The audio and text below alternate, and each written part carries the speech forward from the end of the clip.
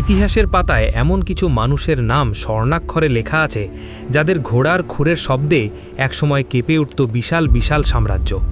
তারা যখন আল্লাহু আকবার ধ্বনি দিয়ে ময়দানে নামতেন, তখন শত্রুপক্ষের সংখ্যা যত বেশিই হোক না কেন, বিজয় তাদের পদচুম্বন করত।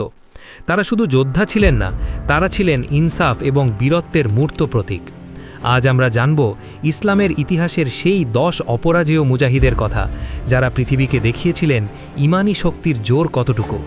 কে সেই বীর যিনি একাই হাজার মানুষের সমান ছিলেন, আর কেই বা লোহাকে মোমের মতো বাঁকিয়ে ফেলতেন?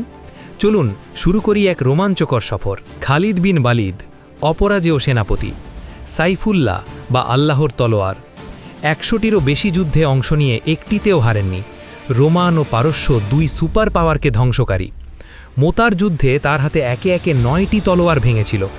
মৃত্যুসজ্জায় তিনি কেঁদেছিলেন, কারণ তার শরীরে তলোয়ারের আঘাতের চিহ্ন ছাড়া কোনো জায়গা খালি ছিল না।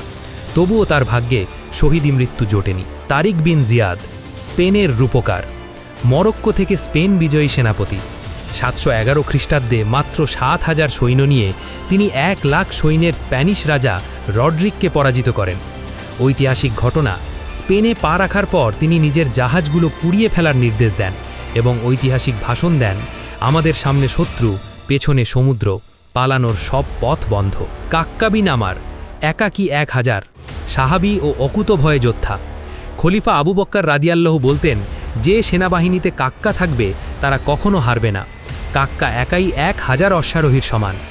রণকৌশল, কাদিসিয়ার যুদ্ধে তিনি উটগুলোকে কাপড়ে ঢেকে এক অদ্ভুত কৌশলে পারস্যের হাতিবাহিনীকে আতঙ্কিত করে দিয়েছিলেন। সালাউদ্দিন আইয়ুবী, জেরুজালেমের সিংহ। আইয়ুবী সাম্রাজ্যের প্রতিষ্ঠাতা ও জেরুজালেম বিজয়ী। 88 বছর পর ক্রুসেডারদের থেকে বাইতুল মুকাদ্দাস উদ্ধার করেন। মহানুভবতা, বিজয়ী হয়েও তিনি খ্রিস্টানদের উপর প্রতিশোধ নেননি, বরং তাদের নিরাপত্তা নিশ্চিত করেছিলেন। তার উদারতা দেখে শত্রুপক্ষ তাকে সম্মান করত। সুলতান মুহাম্মদ আল ফাতেহ, অটোমান সুলতান, মাত্র 21 বছর বয়সে দুর্ভেদ্য কনস্ট্যান্টিনোপল জয় করেন। বিস্ময়কর কৌশল, যখন জলপথ বন্ধ ছিল তখন তিনি মাটির ওপর দিয়ে বিশাল সব যুদ্ধজাহাজ টেনে সমুদ্রে নামিয়েছিলেন। এটি ছিল সামরিক ইতিহাসের অভাবনীয় কৌশল। সুলতান মাহমুদ গাজনবী, মূর্তি ভাঙার নায়ক। গাজনবী সাম্রাজ্যের সুলতান, তিনি 17 বার ভারত অভিযান পরিচালনা করেন এবং সোমনাথ মন্দির জয় করেন। অবদান, তার মাধ্যমেই ভারতীয় উপমহাদেশে ইসলামের শক্তিশালী ভিত্তি প্রতিষ্ঠিত হয়েছিল।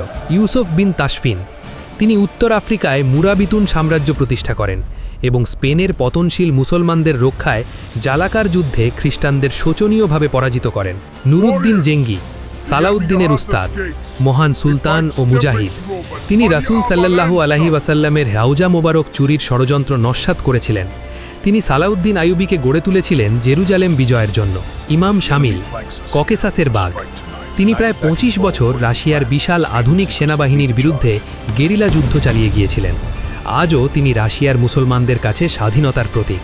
ওমার মুখতার, মরুভূমির সিংহ, লিবিয়ার স্বাধীনতাকামী নেতা। 73 বছর বয়সেও তিনি ইতালীয় ফ্যাসিস্ট বাহিনীর বিরুদ্ধে মরুভূমিতে অদম্য যুদ্ধ চালিয়ে যান। মৃত্যুর সময় তাকে যখন ফাঁসির দড়িতে নেওয়া হয়, তখন তিনি নির্ভয়ে বলেছিলেন, আমরা কখনো আত্মসমর্পণ করি না, হয় আমরা জয়ী হই নয়তো শহীদ হই। ভিডিওর চূড়ান্ত কুইজ, সাইফুল্লাহ বা আল্লাহর তলোয়ার কোন মুজাহিদে উপাধি? কোন বীর সেনাপতি স্পেনে নামার পর নিজের জাহাজ পুড়িয়ে দিয়েছিলেন? মরুভূমির সিংহ নামে কে পরিচিত? উত্তরগুলো কমেন্টে দিতে বলুন।